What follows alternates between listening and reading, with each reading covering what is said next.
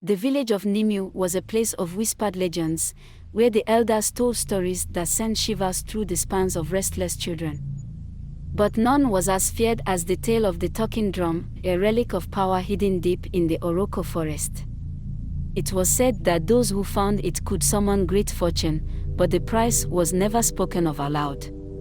Okechukwu, a young hunter known for his skill but not for his patience, had heard the story all his life. He never believed it until the night fate led him straight to the cassette drum. That evening, while chasing an antelope, he strayed too far into Oroko forest. The air felt thick, heavy, as if the trees themselves watched him. He heard the steady thump of a drum, rhythmic and haunting. It was not a festival night. No one should be playing a drum this deep in the woods. He followed the sound, pushing through tangled vines and gnarled roots, until he found it, a massive drum, half buried in the earth, its surface worn with age but pulsing, as if it were alive. A chill ran through his body. He should have run. He should have turned back. But curiosity is a hunter's weakness. He raised a hand and struck the drum. The forest fell silent. Then, a voice, low, smooth, inhuman, whispered from the drum. "You have awakened me. Shall we make a trade?" Okechukwu stumbled back, his heart pounding.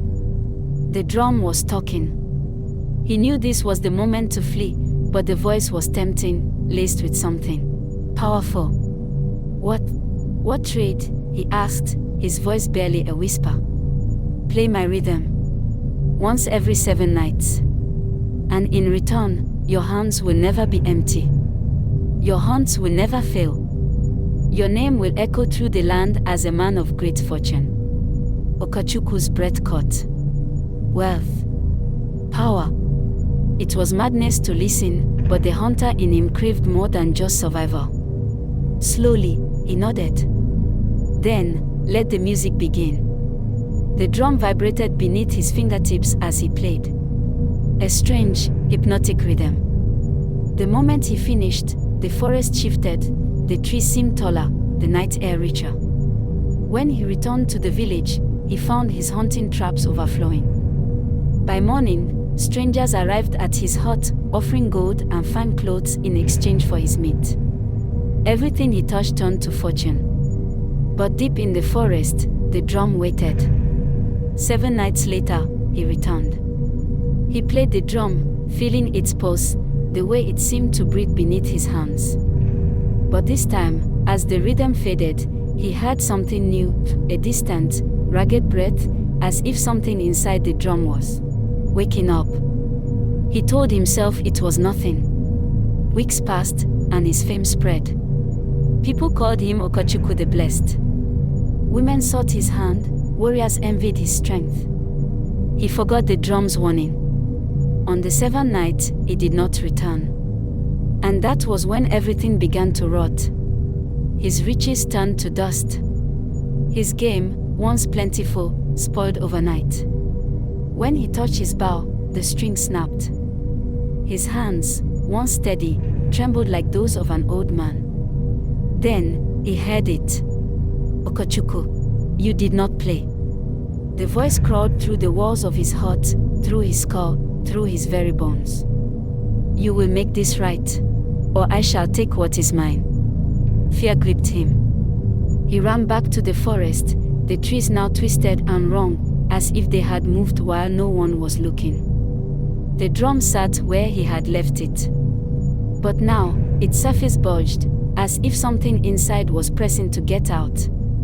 He struck it desperately, playing the rhythm, hoping to calm whatever thing lurked within. The forest held its breath. Then the voice whispered, "Too late."